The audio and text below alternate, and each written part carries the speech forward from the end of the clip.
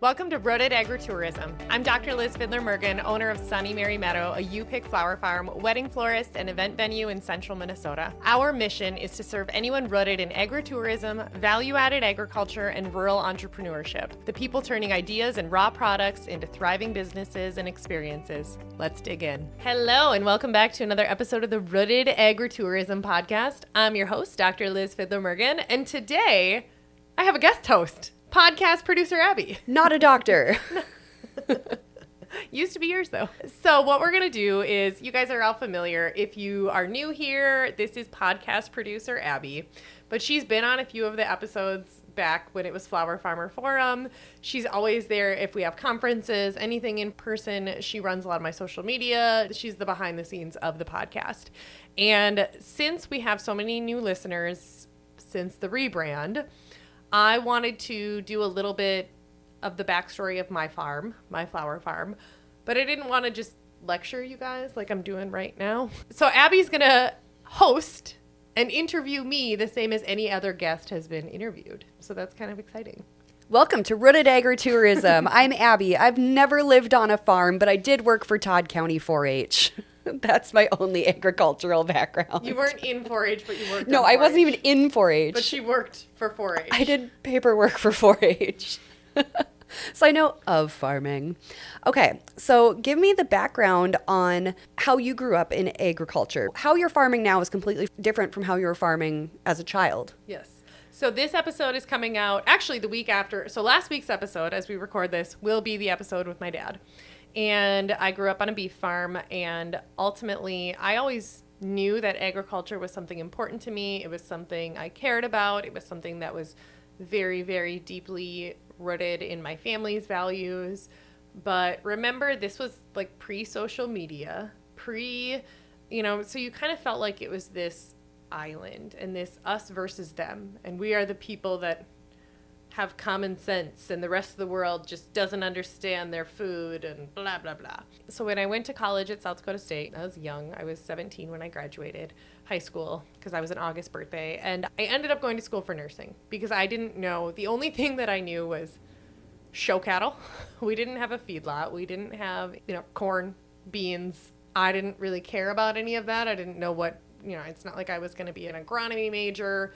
I didn't really understand any of those options as careers. And so, especially in my household, my mom, they always say behind every successful farmer is a woman who works in town. This is so embarrassing for me to say as a 36-year-old successful career woman. I'm going to say it. I'm going to own it. I was like, well, I need to be marketable for a farmer to marry me. I'm not kidding. This is really like what my thought was when I was 17. Like, how do I make myself a desirable woman for a farmer, and I'll go be a nurse. I will have a solid W-2 income, and then I can marry a farmer. That's the most South Dakota State thing you could have said. Yeah, right? I'm not kidding. I never thought that I would be the farmer. And this is 19 years ago, like young Liz. Mm-hmm. But, I'm being honest. I was like, yep, like MRS degree, but I'll get a nursing degree. And then I'll maybe do something. And I probably knew right then. I'm like, yeah, and then I'll go on and be a nurse practitioner or whatever, because you'll just keep going in your career. But my goal was, I went to college saying I'm going to marry a farmer. You went to the right school for that. Yep, which is so embarrassing. And if anyone is listening that knew me in college is like, yeah, that was probably Liz. She was looking for a husband. Sure was. But sure was. You're far from the only person doing that. So It's not like you were in a silo by yourself doing that. I'm guessing a lot of people you went to school with were kind of in the same boat. Yeah. And that was freshman in college, Liz, whatever. I grew up a lot by the time I graduated. When I did graduate, I moved up here. I was single. I met Josh, my late husband, and he worked in agriculture with my best friend, Nikki. And obviously in that 4-year time period, I grew up a lot. I was like, oh God, like I'm not just desperately like your frontal lobe developed. It's an important part. My frontal lobe developed. But I still, it's this world that I was passionate about, but I also didn't know. I loved flowers. I loved the local florist in town. That's so cool. I always felt good going into that floral shop, but I didn't want that career for myself. I just was like, well, then you're just waiting for the phone to ring for a funeral. That was literally my perspective of it. And in a lot of traditional floral shop, that kind of is what it is, but I didn't give it any real thought. And my dad was a farmer, or had these cattle, but the thought of starting my own business or being an entrepreneur was never, I just wanted to go somewhere and collect a paycheck. That was never my dream.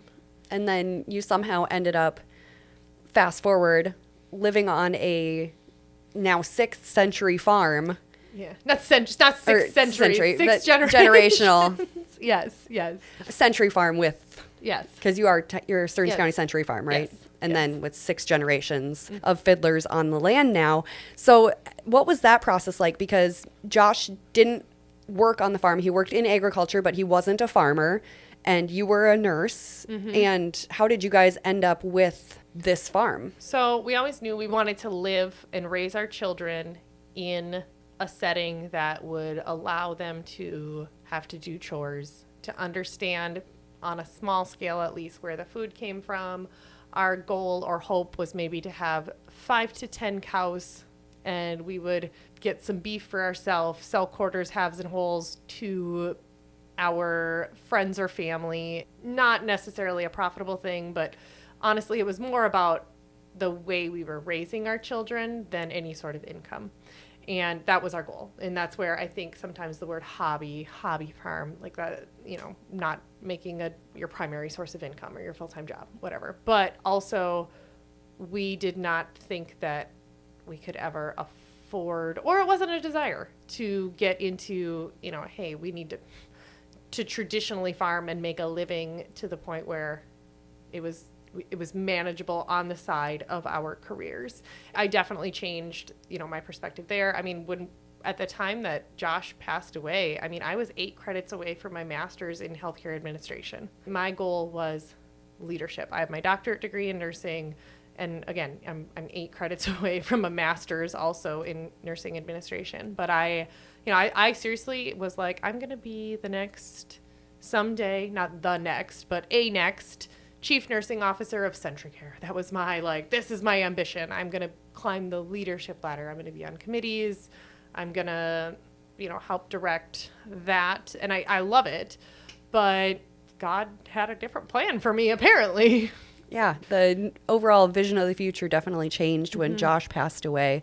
And you elected to stay on his family farm because it was his dad is who you guys bought it from, and his dad before that. It's kind of been sold and passed down that way. So when you made that decision to stay here in central Minnesota and not take you and the girls back down to your hometown, walk me through that process, because I'm sure there was some major decisions and toiling going on in your brain for that. Yeah. So I can't say that it was hey, I'm going to stay here. And honestly, I felt very trapped, and I hate using the word, but it's so true. I felt very trapped. I didn't have a choice, I felt like. And I still, even now, and people can say, oh, he would just want you to be happy.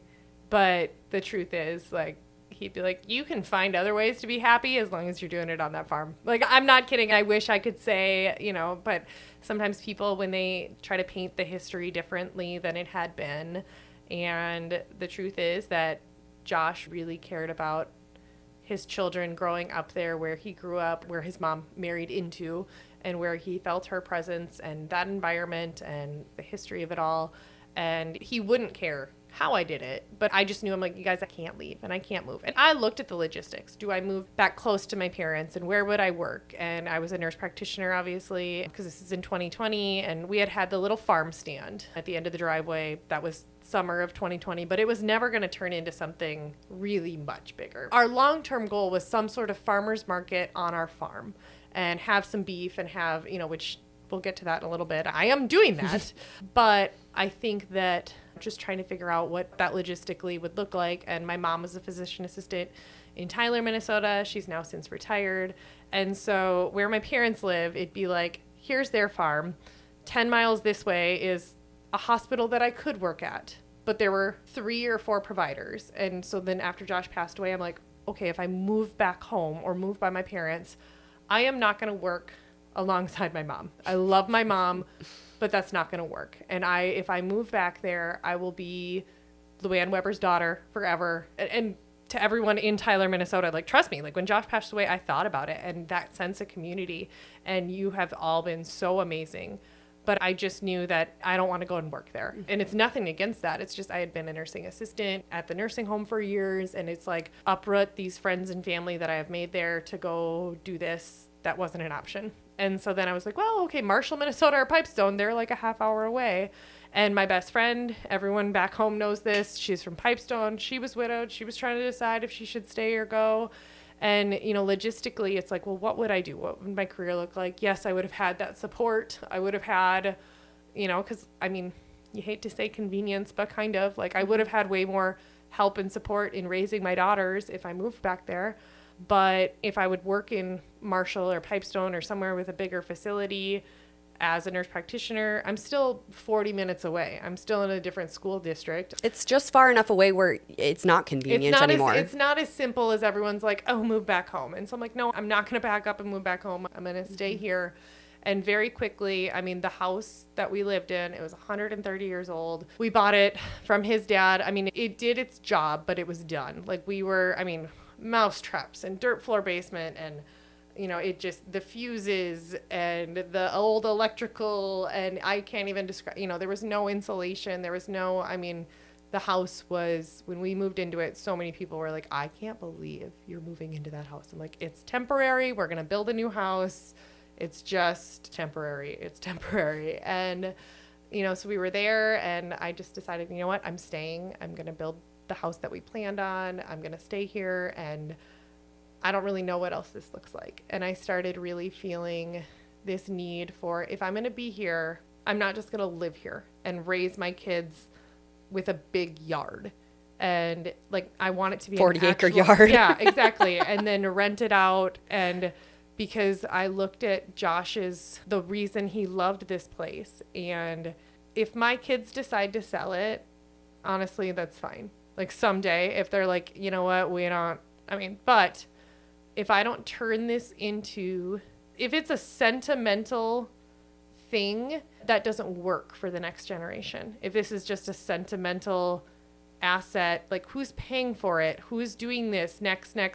So I really paused and I thought, okay, my children, my grandchildren, my grandchildren's children, Josh's children, you know, that next, how do I turn this into something that they want to be part of, they feel connected to, and honestly, that they can afford to continue to want to do. And so that's where I'm like, you know what? I'm going to grow Sunny Mary Meadow into a business. I knew that I wanted it to be this place of happiness and this place of, you know, that's our motto at the farm is happy, damn it. And so that was my goal, was I'm going to build a business here on the farm, and I'm going to turn it into something that my children can have as a revenue generating stream instead of just a sentimental thing.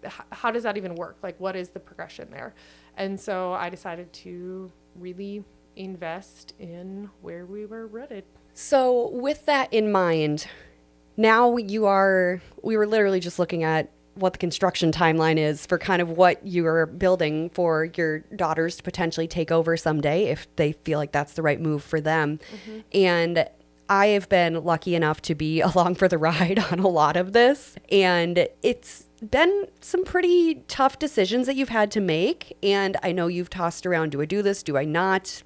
It is happening. You've faced a lot of hardships along the way, but with the Bloom Room and what you're building now and branching out into the agritourism space, take us on that journey, on that timeline of what has led to what is being built in your yard right now. Mm-hmm. I do want to just kind of what I had said before when I'm like, and if they don't want to, that's fine. I don't care.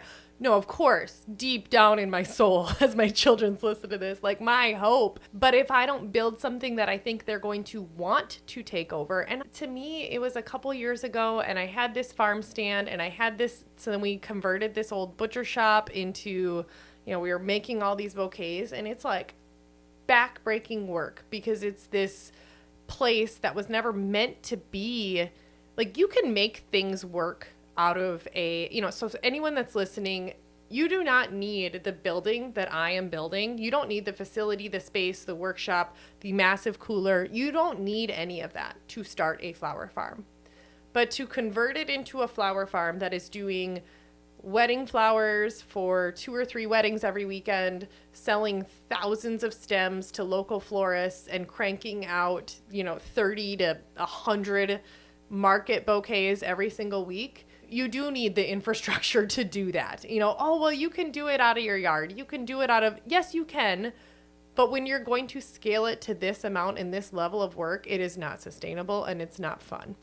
2 or 3 years ago, my now husband, Brent, and I, flower farmer husband, we were talking about all this. And I'm like, I think I want to build a new flower shop. That was the plan, was just a flower shop, a workspace, a bigger walk-in cooler, a better walk-in cooler, because ours is retrofit from, it was an old there used to be a USDA inspected butcher shop on our farm. And so if I don't build, if they decide they don't want to, and they, or they want to have a team and they want to run whatever part of the business, maybe they want to do the marketing for the business or the social for the business or convert it into something else, then at least it's there.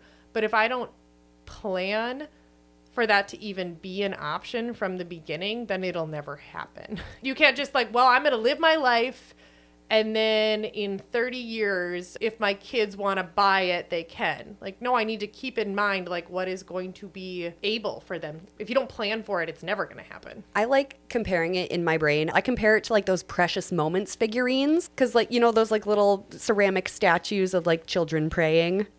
Everyone's grandma collected those. It's going to be worth something someday. My kids are going to want these. Do they actually want them? Yeah. And so that was my plan, was what do I need here with this farm? How do I do this? And so we realized we need a different cooler. We need a farm store, because the problem is right now, the way people are messaging me, and if we could have some open hours, and if I can have my desk down there, because it sounds so simple, and we'll talk about it in a little bit. But a couple of the county commissioners, when I was trying to get my business, no one needs to know my actual business plan on paper. That is nobody's business. But, and they're like, well, why don't you just start with the flower shop, or start with this, or start with that? Well, how many flower shops do you see on Main Street in major towns? That's not a sustainable business model anymore. Mm-hmm. I'm sorry. It's just times are changing. And so trying to find a way to stay progressive and figure out, what are the needs? What do we need for this business? And so I really, about 2 years ago, started making a list of all the problems that I had. And one was that price point of that bouquet that I want to do, and the type of event flowers and the type of customer that's going to be actually profitable, because I can't just keep serving everybody. But I still want to have a place to grow these flowers that other florists can come or other people can come, and that quality, and how do you shift that around? And so I knew that I wanted that store, and then it's okay, well, now in order to justify having someone there during those hours, it needs to be an environment that people actually want to work in. Well, in Minnesota especially, there are a lot of rules and laws of what you can and can't do as an employer, mm-hmm. and environments. And so it's all right, I need a bathroom, and I need a septic system, and I need shocker, I need to provide toilets for my people. And that's fine. But that's how it really started, was we were going to, redo this flower shop. And then I wanted to put up what you see at county fairs. So I was what if I put up a freestanding, toilets during U-Picks, because I'm sick of having a porta potty or customers going to the bathroom in my house. Mm-hmm. And it's the logistics and the red tape and the laws, and they're well, and they change every year. Technically, this is the system. And so literally the septic system that I was quoted at for all of this was over $50,000. I'm are you freaking kidding me? Well, then I can't do it. I can't have a flower shop with a toilet attached to it and whatever of the septic system alone, just for this store. And so then, okay, how do we make it a little bit bigger? How do we make this store a little bit bigger? And this is the ADHD process of Liz behind the scenes. And so I reached out to a friend that has a boutique. And, well, first I reached out to the county and said, what are the laws and rules of agritourism, blah, blah, blah, blah. What do I need? Can I remodel this old dairy barn? No, you can't, because in Minnesota it goes by, well, I could, but anything that it goes by square footage. Because what I built was an agriculture building that serves as a place of public accommodation. It is not zoned commercial. It is zoned agriculture, but it's a place of public accommodation. So if anyone wants to have a wedding on their farm, if anyone wants for money, mm-hmm. To actually do it legit, on your books on taxes. And so that building can be, so that the tables and chairs and everything that you do can be write-offs, right? Like, because then you can't expense those things if you're, so if you're actually doing this as like a wedding venue business, or be able to post about it on social media or whatever. In the state of Minnesota, there is a law, and I will gladly, if anyone's asking me these questions, I will share it. But it goes by square footage for the number of people for the occupancy. Whether or not you say that, no, we're only going to have an 80-person venue. If it is over so many square feet, it doesn't matter. It goes by square foot. And that's because they know people will lie. And people will say, oh, and then they'll actually put 300 people in there. And if you have over 100 people, it needs to go through the state building code, and you need to have everything there. So you can't just take this massive dairy barn or whatever and turn it into this. And then if it's over 300 people, you need to have sprinkler systems. And so my dairy barn, even though I was like, well, no, I'm not going to have events that big, I was going to need to put in sprinkler systems. And then, of course, an elevator, handicap accessible. And then we had to redo the foundation. And like just those structural things without really even turning it into what I wanted. And then plus that septic system. Yeah. It was like hundreds of thousands of dollars. So that's where we're like, okay, we're not going to remodel that. We're going to build something new. We're going to tear down these 2 buildings over here that are barely used. Because again, I have this farm with like 18 outbuildings, and most of them are like railroad boards. It's like every generation cinder blocks put up a new. And yeah. Anyway, so we decided to build this new space. So I reached out to one of my friends and said, hey, if I make the farm store part a little bit bigger, would you want to have, you could have like pop-ups, or have, your clothes here, or clothing boutique, or whatever, like just trying to figure out what else, like another part of the store. And she was like, I'm not interested in that. I'm like, okay. And plus that's also not really in alignment with what I wanted long-term. I just was trying to like, if I have to build this, like You're looking for collaboration. Yes. And so. Anywhere you could find it. Well, and when I'm building this building, the sunken cost of that room that's like 10 by 10 is the most expensive room, and that is the mechanical room. So heat, air conditioner, the HVAC system, all of that stuff. And so trying to figure that out. And so then I reached out to a friend that has a cottage food license and does a lot of baking. And I said, hey, if I build a commercial kitchen on my farm, in addition to my flower shop, if it's flower shop, like my half and the other half, I put in a commercial kitchen, and you could have a bakery on my farm, and I rent that space to you, but you run that. Cause I'm like, I'm not going to run a bakery. No. I'm not going to run a brick oven pizza. I don't know how to do any of that, and I don't want to. But if someone else that wanted to do that was looking for a space to do it, and then people come in and then they buy the flowers. And so I said, what if I put this up and then I rent it to you? And she's like, well, I'll think about it and get back to you. And she never got back to me, which is fine. So then I was trying to figure something out. So then I thought of a couple wedding venues in the area that are very respectable and do a great job. And I knew that, hey, if I have a space that I can do my workshops, make your own bouquet, whatever, if I could just have it like Sunday through Wednesday, and that's when my bouquet making classes would be, because I've hauled in an enclosed trailer or in the back of my Durango so many times. There are so many corporate places like a law firm, or they want to do a customer appreciation or something. Can you bring buckets of flowers to us, or can you come to our break room and we'll make an arrangement? And they want to do it. It's just the logistics of that, what I have to charge them to make it profitable, because that extra setup time, because I'm setting it up like 3 times and I'm hauling it, and it's perishable, and it's not profitable enough. It's an extra 10 hours to do it there than it would be if they could just come to me, because then it's ready and I touch it once. I can put the flowers on the table and they're done, versus putting them in buckets, consolidating them so that I can transport them, and then setting them out and making it look nice. And it's backbreaking, and it's not fun. And making sure the heads of the flowers don't fall off during transport. And I don't know what their setup is going to be like. What does the break room look like? Do I get there and then it's carpet on the floor, and I'm like, oh crap, now I'm going to have to vacuum this. Like, it's just, there's so many unknowns that it was not enjoyable. So I'm like, oh, if I have a space for people to do it. So I tried to reach out to a couple venues, one in particular, and said, hey, if I... And my plan was to say, you can design this whole half of the building, and you can have it Thursday, Friday, Saturday. And you could use it to upsell your Friday and Sunday weddings, and say, hey, if you book a Sunday wedding, you get a free shower and a free rehearsal dinner the night before or something. And that would just be that person's space. And then I would get like a monthly to at least like help cover some of the costs of the building. And then that conversation never even really happened. And I'm meeting with my banker and I have my whole business plan of like, here's the wholesale flowers, here's the events, here's the farm store, here's the, different activities that I plan on doing.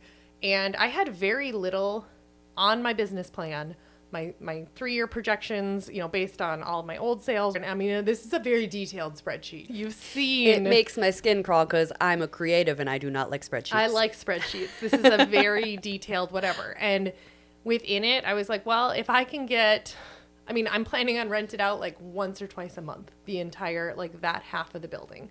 But my goal is, that's the thing that sells the thing. Mm-hmm. That's where, when a bride is like, there are all these events that people are needing, they want flowers for anyway. And then I kept asking people last year in June, so June of 2024, I got asked by 17 people for buckets of flowers for a shower.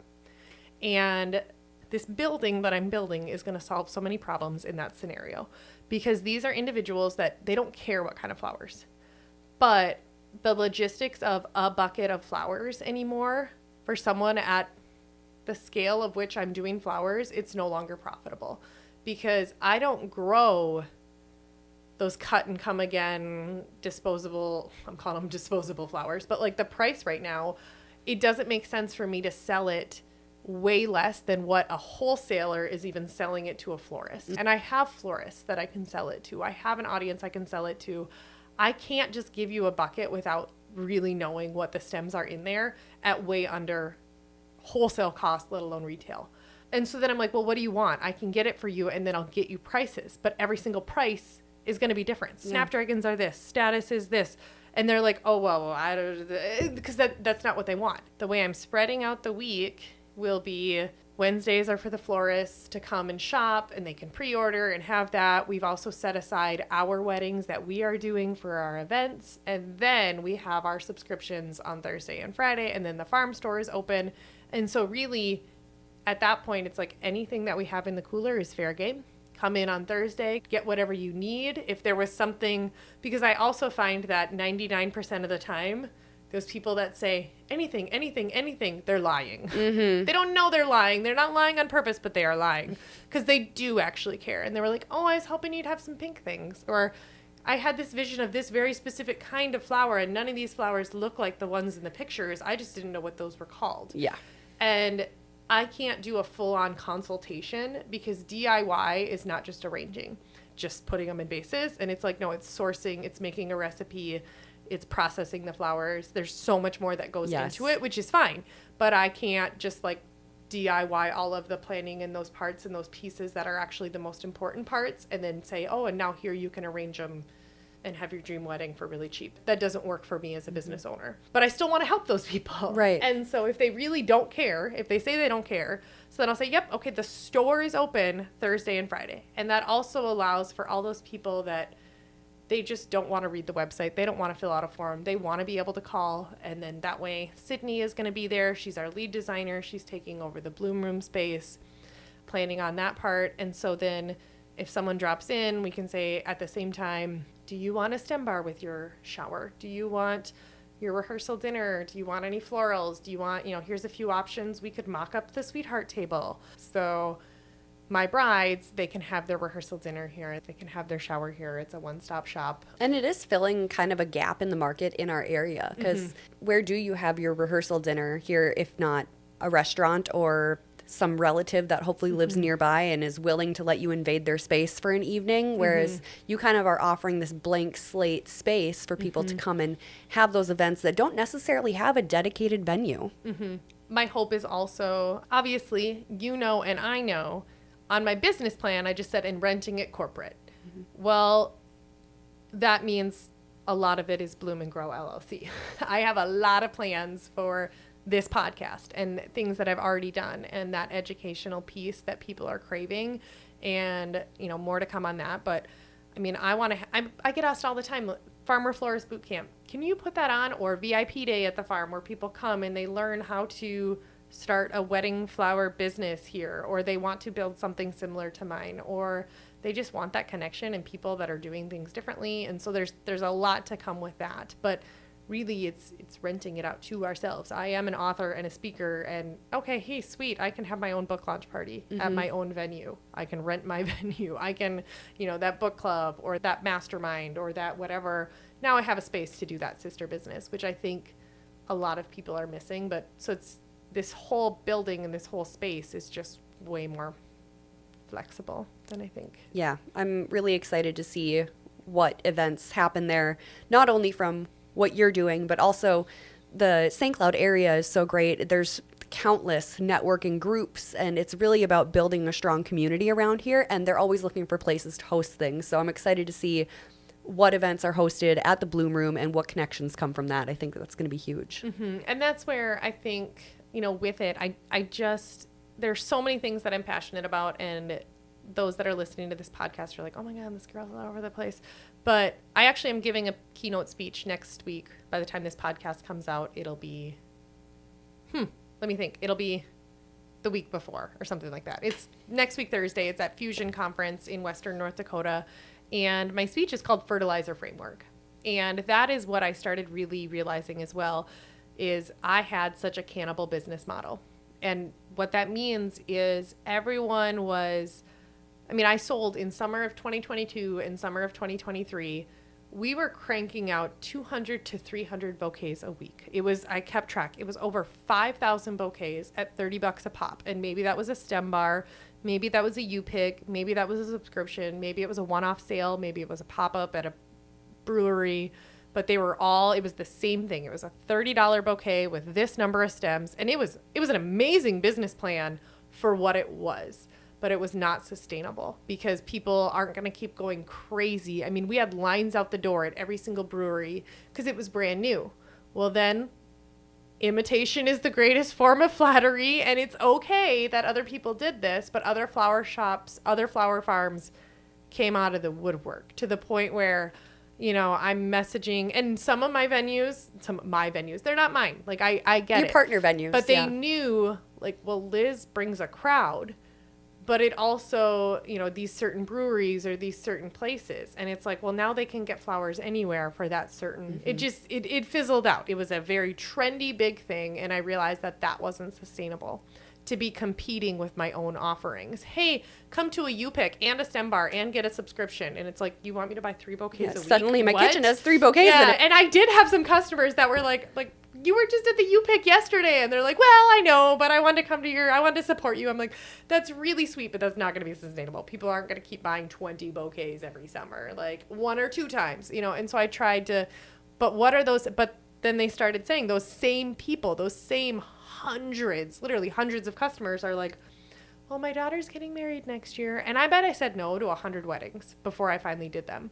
We are drastically reducing the kinds and varieties of flowers that we grow because it's that supply and demand, and dahlias and lysianthus and peonies and ranunculus and jewels of opar and gomphrena, and those flowers that are really hard to get from the wholesaler or to get from other flower farmers, or no one around here really grows them, or maybe they're just really expensive to grow and you need a cooler and you need a high tunnel. Those are the things that we're really trying to grow, and then just really find a way to get those in the hands of area florists. And so those are the segments that I'm really focusing on, but it's just fertilizing the next offering. What things continue to feed your business? I think that is the perfect place to kind of start wrapping this up here. So let's get into those rapid fire questions that you ask all your guests, and now you get to answer them yourself, which is really fun. So first one, favorite farm task? My favorite farm task, I would say I do love planting. I love it. I love planting and being able to be out there. And then I love not having my phone on me and this is what I'm doing right now. As a business continues to grow to the scale that it has, like mine, I don't get to do everything. There are tasks that I really would rather be doing, and I can't do everything. There's too much to do for one person to do it. And so if I'm able to do some of those tasks, when I get to do it, I really like bringing it back, and that's fun. Feels like a little treat. Mm-hmm. Okay, next one is least favorite, and I have a prediction of what you're going to say. What do you think I'm going to say? Washing buckets. Washing buckets. Yes, washing buckets. Although we're going to have like a bucket wall in the new store, and we have like a whole thing. So like if the bucket is hanging upside down, you know it's clean. Because even right now, I needed to text Brittany, because Brittany and Lydia and Sydney were all there yesterday evening making bouquets.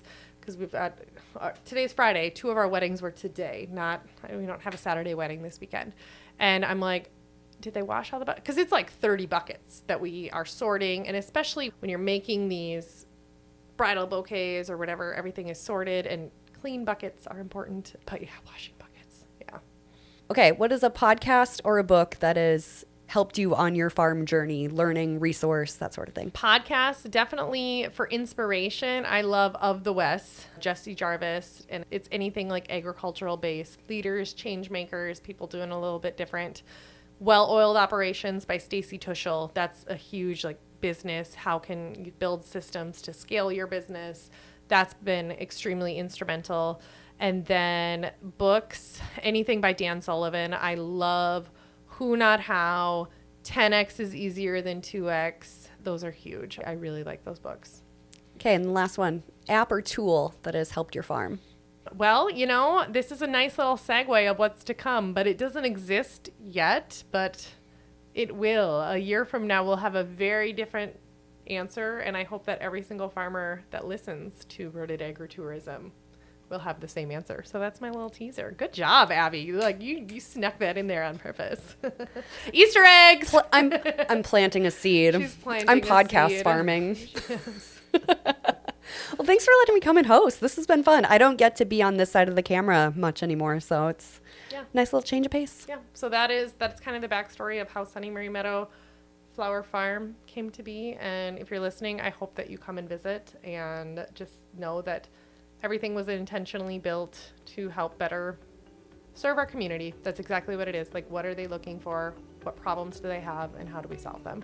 But also without breaking my back, and making it sustainable so that I still have a business in 20 years that my children want to take over. Thank you so much for listening to this episode of Rooted Agritourism. If you enjoyed it, please leave a 5-star review and share it with someone who would find it helpful or inspiring. Your support helps us reach more rural entrepreneurs, dreamers, and doers just like you. You can explore all of our resources at sunnymarymeadowcoaching.com, where you'll find each episode in blog form along with free resources to help grow your business. You'll also find info on upcoming on-farm and virtual workshops, classes, and courses. Be sure to check out our monthly membership, Foundations of Peddling Perishable Products, where you'll get access to a full library of our original course content, plus ongoing support through monthly virtual meetups with others in the industry. Just click the link in the show notes or our bio to learn more. We'd love to have you join us. Until next time, keep growing with purpose and stay rooted.